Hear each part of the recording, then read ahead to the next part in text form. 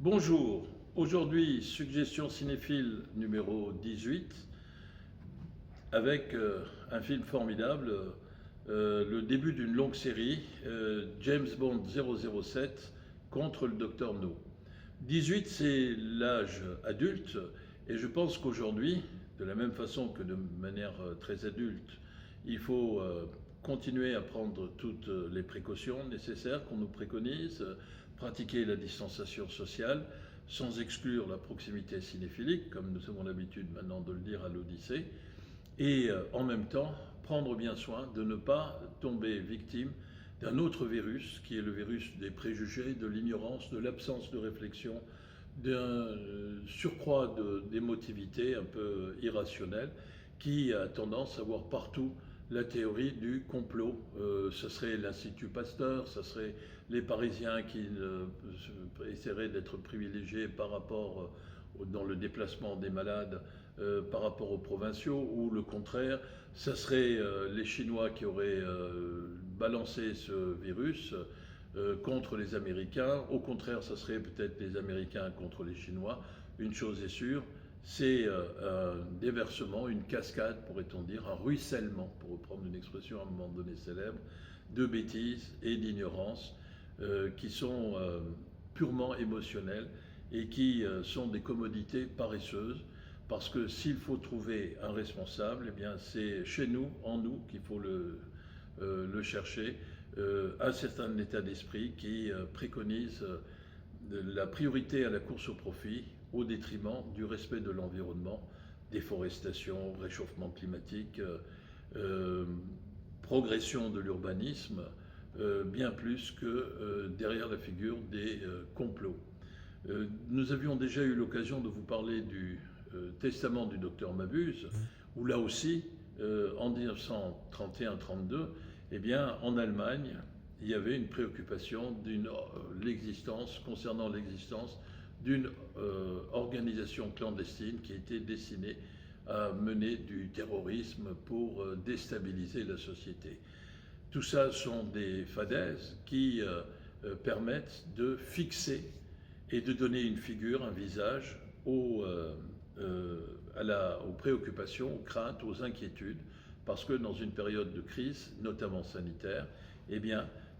nous sommes à titre individuel et collectif tous soumis à des tensions. De la même manière que quand il y avait l'épidémie de peste, eh bien, c'était soi-disant les Juifs qui étaient responsables de l'évolution et du grandissement de cette épidémie de peste qui, notamment au XIVe siècle, a ravagé l'Europe. Il n'en est rien dans les faits, sinon à la nécessité de bien analyser les causes, et les causes sont liées, d'après moi, en tout cas, à la course au profit, dont il faudrait s'affranchir, en tout cas dans certains secteurs, pour sauvegarder les conditions de survie et de vie de l'humanité. L'humain d'abord, en quelque sorte. Alors, Dr No, James Bond, pardon, 007 contre Dr No, c'est l'adaptation d'une série de romans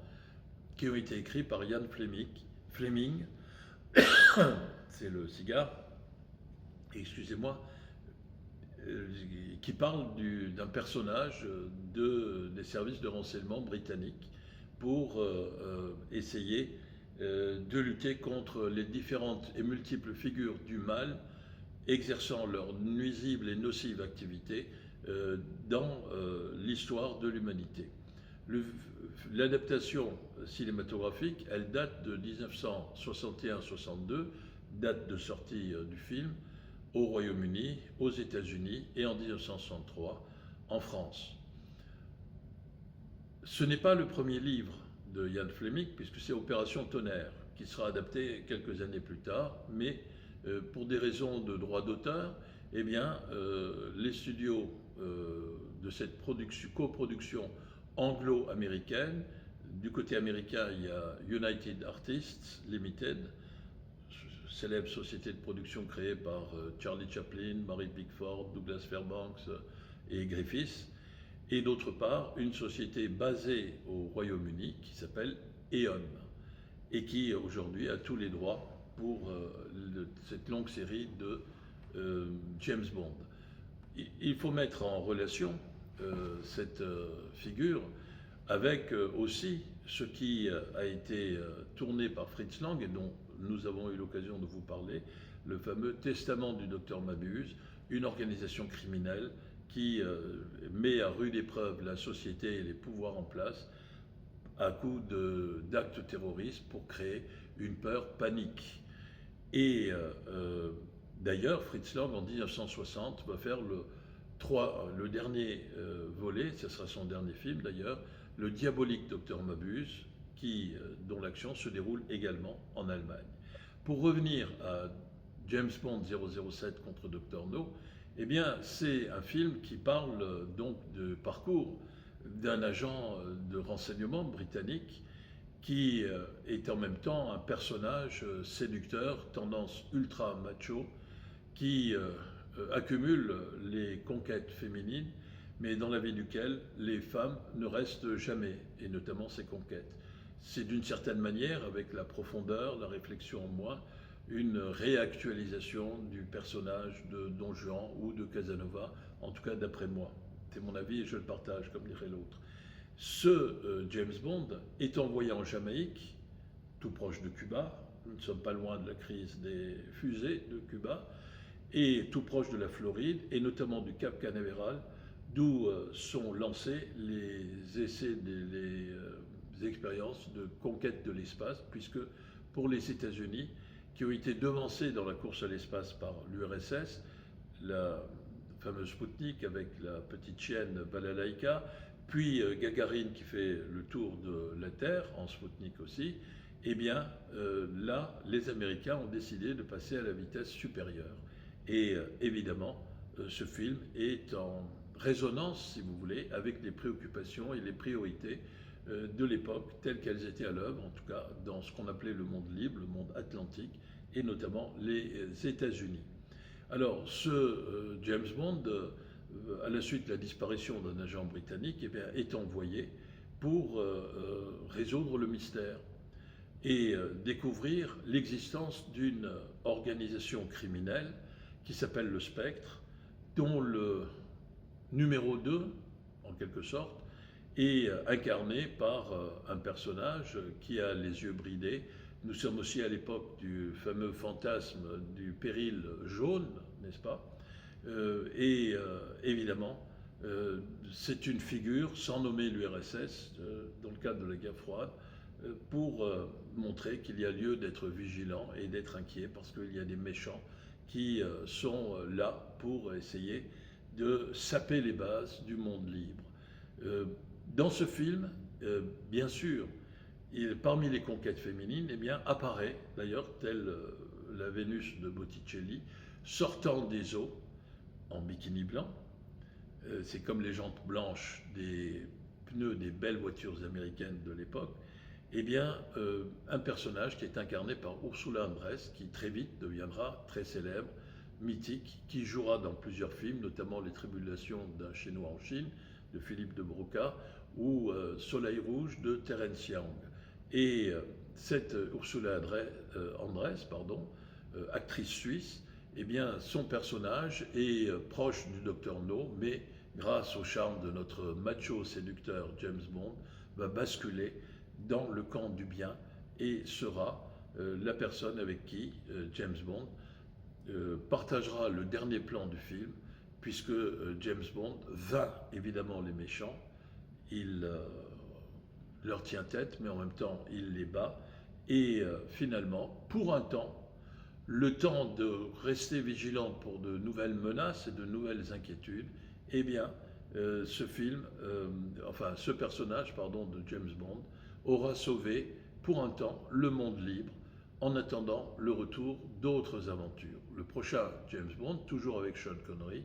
ce sera Bon baiser de Russie, qui sera tourné en 1963. Alors, je pense que ce film est à voir ou à revoir avec grand plaisir. Vous verrez des nuits américaines, un rythme qui est assez prenant, fort, même si les effets spéciaux sont assez primaires, si vous voulez, par rapport à tous les progrès qui ont été faits notamment à partir de la fin des années 1996 par le cinéma hollywoodien. Mais c'est un film qui est l'occasion de voir que les choses seraient tellement simples, entre guillemets simples, si